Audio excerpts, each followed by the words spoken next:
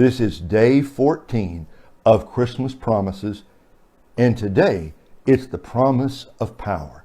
And the verse is Luke 24:49, where Jesus said to his disciples, I am going to send you what my Father has promised, but stay in the city, that's Jerusalem, until you have been. Now my version says clothed with power from on high. Other versions say something like endued or covered with power from on high. So it is late in the day. It's in the evening sometime of the very first Easter Sunday, Resurrection Sunday. That morning, Jesus rose from the dead. Word now has spread all across Jerusalem, and some people believe and some don't. But Jesus appears to his disciples that night, on the very night of the day when he rose from the dead, and gives them, so to speak, their marching orders. He has the group of, it's now not 12 disciples because Judas now is dead, but there are 11 disciples, and there are other men, and there are women, and there's a group of followers. They're not too big, but Jesus is going to tell his disciples something very important. I'm going to send you out to preach, to proclaim repentance and the forgiveness of sins to every nation on earth. And the question is, when you look at that little beleaguered group of 11 men and other disciples who might have been there with them, how in the world does Jesus expect that little group of men and the other followers, how are they going to reach the world?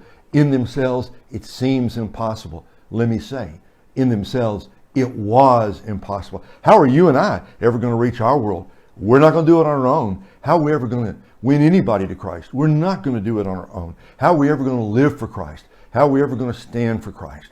We're not going to be able to do it on our own any better than the early disciples. And that's why Jesus said, I want you to stay in Jerusalem, wait, pray, until you have been clothed with power from on high. That was fulfilled on the day of Pentecost, when the Holy Spirit came down and there were tongues of fire on their head, and they began to speak in other languages, and 3,000 people got saved in one day in a fantastic revival on the day of Pentecost. You can read about that in Acts chapter 2.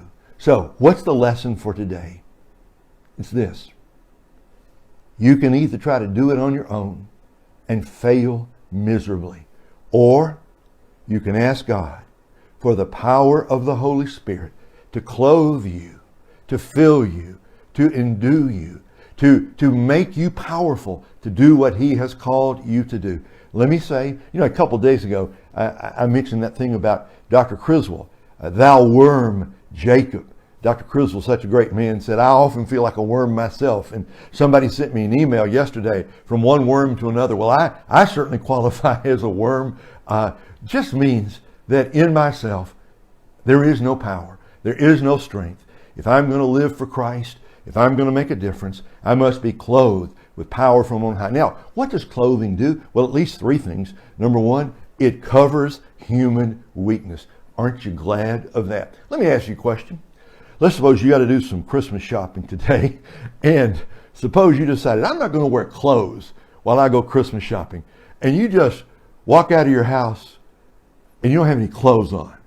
What's going to happen to you? Well, if you're here in Shawnee, Kansas, it was 32 degrees just a few minutes ago here in Shawnee. You walk outside with no clothes on, you're not going to stay outside very long. But even if you make it to your car, and even if somehow you don't get arrested on the way, what's going to happen to you if you go to the mall and you don't have any clothes on? They're going to lock you up and throw away the key, because you're a menace to society and a menace to yourself. Clothing covers human weakness. In the same way, the Holy Spirit comes and covers our human weakness. There's a second thing. Clothing identifies the one who wears the clothing. It's like a uniform. Let's suppose there is a great player on the New York Yankees, say a second baseman, and he is traded for many millions of dollars to their arch rivals, the Boston Red Sox. And let's say once the trade is completed, that former Yankee second baseman, he's going to go into the clubhouse at Fenway Park. But let's suppose that he goes in wearing his old Yankee pinstripes. What's going to happen? A riot is going to break out inside that clubhouse. And the Red Sox players are going to say, look, buddy, you don't come in here wearing that uniform. Either change your uniform or change your team. Clothes let people know what team we are on.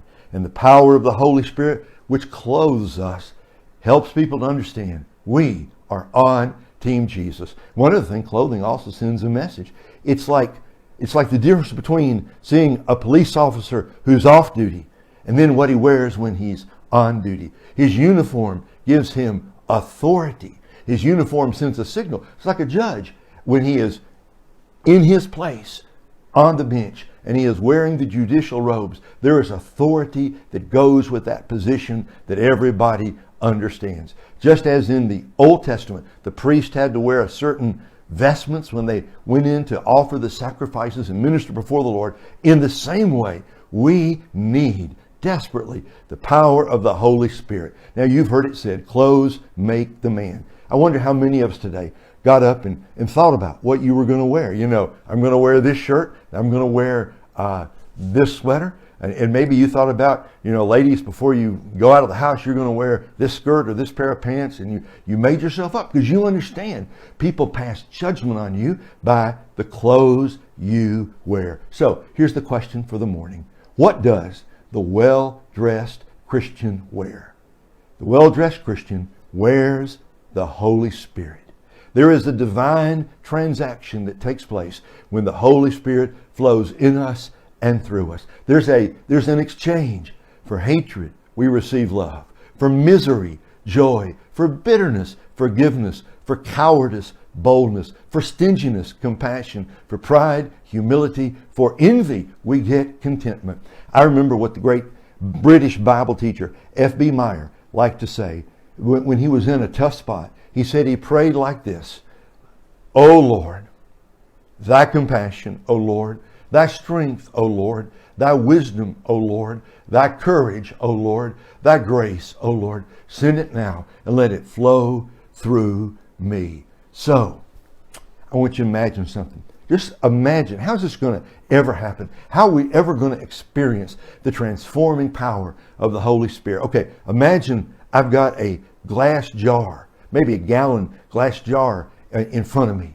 And let's suppose it's filled with every kind of filth there is. It's got dirt. It's got excrement. It's got bacteria. It's got foul diseases. It's got industrial waste. It's just giving off a terrible odor. And you look at it and it looks like some bubbly creation that came from a horror movie. Now I got a question for you. How in the world are you ever going to get rid of all of that gunk inside the glass jar? There's really only two ways. Number one, you can take your hand and you can put it down in the midst of all that muck and mire and try to pull it out yourself. There's only one problem. It stinks. It's sticky. It goes everywhere. And as you're trying to scoop it out, you get some on your face and you get it on your hands and you get it on your shirt, you get it on your sweater, you get it on your sleeves, and the more you try to get it out, the more it goes everywhere. That's not going to work. You're never going to get it out on your own. But suppose right outside your house there's an artesian well that is flowing with clear, cool, clean, refreshing spring water. And you take a hose and you get a pump and you hook it up to that artesian well and you turn it on full blast and you take that hose of clear, clean water and you stick it down in that jar filled with filth and muck and mire. What happens? As the clean water goes in, the muck and mire comes out. The force of the good expels the bad. The force of the clean gets rid of the ugly. And if you let that clean water stay in the jar long enough, eventually all the muck and mire will be gone. It is a parable of the power of the Holy Spirit. As long as you try to clean yourself up, you're just going to make a mess of things. We are not about moral reformation because none of us are powerful enough. We're not strong enough to clean ourselves up. We need a power from outside. We need a power from heaven. And the Holy Spirit is the cleansing power from heaven. He's called the water. He's the water of God, the living water. And when that living water from heaven comes in, the gunk has to go. The hatred goes, the misery goes, the bitterness goes, the cowardice goes, the stinginess, the pride, the envy, all of those bad habits we've got that we struggled with for so many years. And folks, I know I know we're not going to be completely clean on the inside until we finally get to heaven. But the only way we're ever going to get better is to give up all this vain hope of self-improvement and moral reformation and say, Holy Spirit, do your work. Holy Spirit, let the water flow. Come into my heart, come into my life. And when you open yourself up to the work of the Holy Spirit, God's Spirit comes in and flushes out the gunk, and the beauty of Jesus is seen in you. That, my friends, is a wonderful promise for a Friday morning. Do you feel like you fall short? Well, we all fall short. So let us together say, Holy Spirit, turn on the water. Let the living water flow in me and through me and cleanse me, O Lord. Do for me what I cannot do for myself. And if we admit our weakness, if we, little crawling worms, admit to the Lord what we cannot do, He comes and in His power, He cleanses us and He changes us from the inside out. I hope you're glad about that. What does the well-dressed Christian wear? He wears the power of the Holy Spirit who produces the beauty of Christ in us. So here's the prayer. It's very simple. Oh, Spirit of God, come in.